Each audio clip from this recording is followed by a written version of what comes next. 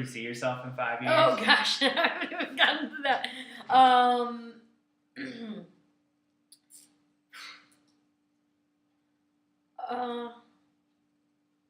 I think in terms and it's interesting because I have to parallel with where my life is right now too, and I think in terms of me and Sam, my husband Sam, wanting to start a family. Whoa. It's no secret. Oh. Which we haven't started a fammy. I hope I don't make it awkward when you're leaving, and I'm like, yeah, tonight. Woo!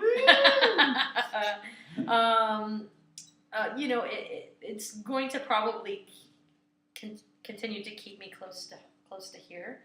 So I'll maintain Phoenix as my home, which means I'll probably still continue doing the work that I'm doing with the Torch, and just continue riding that boat on the big improv ocean. The Torch would miss you a lot if you were there. So I think I just continue teaching and workshops and, probably just try to amp up my game as far as being an improv instructor in the Valley in general, because I teach improv for actors and I do, I've been kind of dabbling a little bit because of my employer with improvising for commercials, so being kind of commercial audition ready, which is an interesting avenue to take because it's maybe not necessarily being taught a ton in the Valley, and it's definitely a useful tool because there are a lot of actors in here that are. I think you're a very good teacher, and you could put those. I mean, the basic skills of improv you can put in anything as long as you just map it out to where they feel. Right, exactly. Yeah. Like, what are their skills to feel comfortable in this situation? And then you know so much that you like, okay, you want to feel as good in a situation where you're the character and you're in that environment. Okay, we'll do these exercises and this is how it helps. So I think that's what I love about improv. Is that you can be you can. It really does relate to all avenues of life. All avenues. Yeah. I mean, you could look at it as a work avenue where, someone asks you to do something, you just be like, sure, I'll do it, and then get it done, and move on from that. Yeah, because the Torch Theater does. Oh, sorry, go ahead. No, you go ahead. So I was just going to say, it's all about living in the now and not worrying about what's ahead or what's behind. It's just right now. Yeah. And the Torch offers corporate workshops, too, which is a potential avenue. Yep. So, it would just be nice, I think, 5 years from now to be making a living teaching improv. It's a very, teaching and coaching. It's very religious to me. Yeah. Yeah. Just that whole philosophy of just, live in the moment. Yeah. And don't worry about. Yeah, it's definitely a way of life. Yeah. I think it makes. It's cool. Yeah, Torch Theater teaches classes too. Not religion. Yep. What about you? What do you see? Oh, and I do want to say that, in my dream fantasy world, what I see in 5 years is some sort of national career, maybe television or movies or touring at least.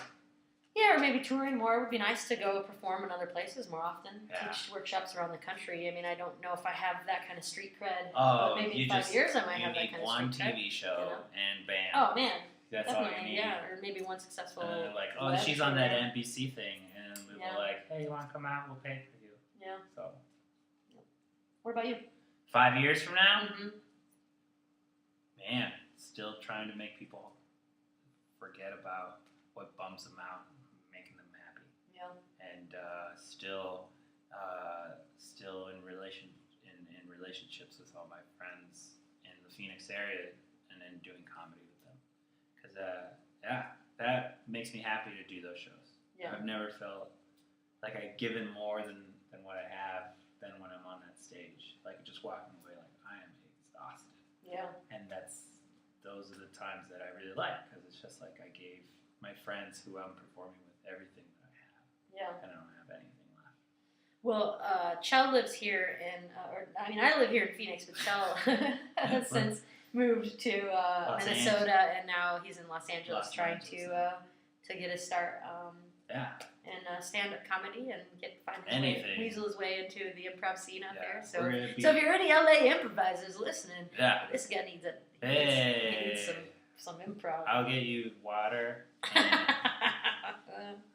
I'll listen to you. But I think it would be nice to see, I would love in 5 years to see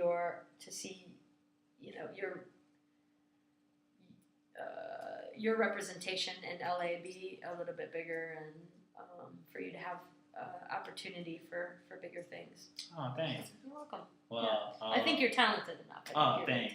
I think Will Ferrell was on an interview where his dad told him if it was about talent, there'd be a different thing out there. Mm-hmm. But sometimes it's just luck. Sometimes it's luck, and it's okay if those things don't happen. Because you have good luck, you have bad luck. Right. So that's why I'm all like, I wish I had the social game. I'd be a good networker. Yeah.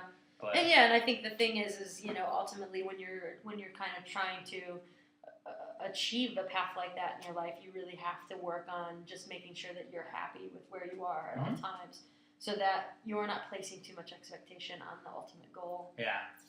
So that it doesn't bring your quality of life down. I know for my girlfriend and I, we both do stand up. Jolene Lunzer.